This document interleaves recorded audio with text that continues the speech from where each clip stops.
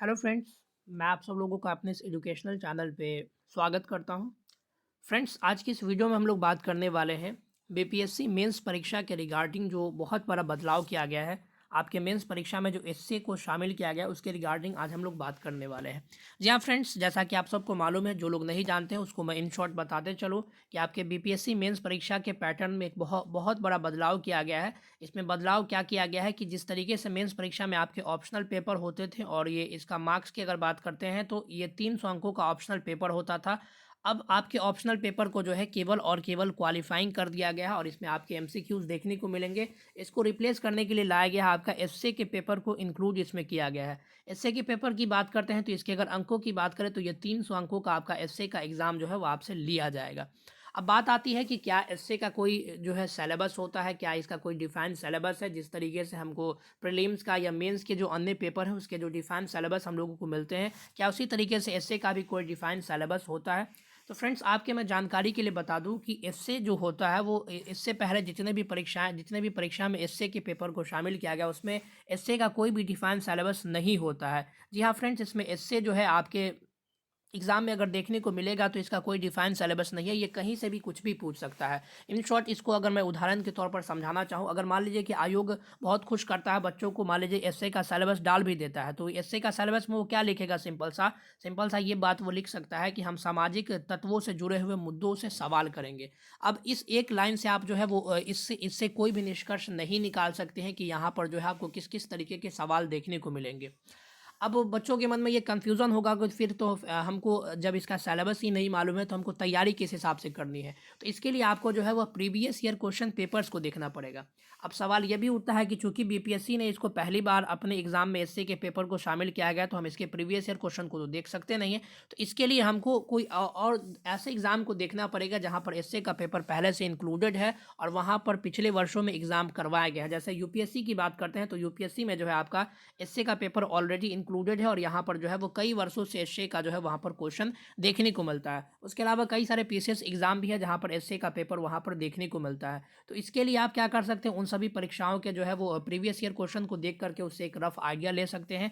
उसके अलावा यहाँ पर आपके सामने जो है कोई भी ऐसे मान लीजिए कि दर्शनवाद से जुड़ा हुआ ऐसे आ सकता है, ऐसे आपको कुछ लिखने को दे सकता है कि जिस तरीके से मनुष्य का ज़्यादा सामाजिक विकास उसके बुद्धि का घोतक होता है। तो अब इस पर आपको लिखना होगा। लिखने के लिए तो यहाँ पर आपके सामने किसी भी तरीके का कोई भी पॉइंट उठा करके, चाहे वो साइंस से जुड़ा हुआ मुद्दा हो, चाहे वो आप कह सकते हैं कि दर्शन से जुड़ा हुआ मुद्दा हो, चाहे वो किसी भी प्रकार के कोई कोटेशन से जुड़ा हुआ मुद्दा हो, तो वहाँ पर जो है आपको देखने को इस तरीके का सवाल मिल सकता है। तो इसको समझने के लिए आप जो है प्रीवियस ईयर क्वेश्चन पेपर का सहायता ले सकते हैं, जो कि पिछले वर्षों में जो अन्य एग्जाम्स है जहाँ पर एसए का पेपर जो है वो इंक्लूड किया गया था उसके बारे में आप वहाँ से देख करके जानकारी प्राप्त कर सकते हैं। इन शॉर्ट देखिए, ये जो है उन बच्चों के लिए ज़्यादा यूज़फुल रहेगा जो बच्चा जो है वो प्रॉपर ढंग से पढ़ाई करता है, क्योंकि इसमें रटने वाला चीज़ जो है वो समाप्त हो चुका है। आप किसी भी एस्से को रट करके एग्ज़ाम में परफॉर्म नहीं कर सकते। इसके लिए आपको एक प्रॉपर आपका माइंडसेट तैयार होना चाहिए, क्योंकि इसमें अगर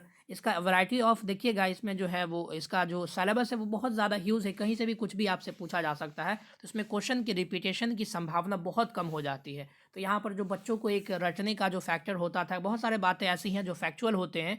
मेंस की परीक्षा हो या आपके प्रीलिम्स की परीक्षा हो, उसमें आपको बहुत सारी बातें ऐसी होती हैं कि जो आपको ना चाहते हुए भी रटना पड़ता है। लेकिन एस्से को अगर शामिल कर दिया गया है तो इससे क्या होगा कि आप अपने तर्क शक्ति का विकास करके, लिखने की शैली का विकास करके आप रटने से बच सकते हैं और अपना सिलेक्शन जो है वो आसानी से करवा सकते हैं। तो इन सब चीज़ों को देखना है और हमारे आसपास के जो सामाजिक मुद्दे हैं, जैसे जल प्रदूषण है, वायु प्रदूषण है, ध्वनि प्रदूषण है, ये सब की समस्याओं पर हमको सोचना है। या कोई भी जो समस्या आपको आसपास देखने को मिलता है, या एग्जाम्पल के तौर पर देख लें कि अगर आपसे यहाँ पर इस तरीके का सवाल भी देखने को मिल सकता है कि महिला साक्षरता दर को बढ़ाने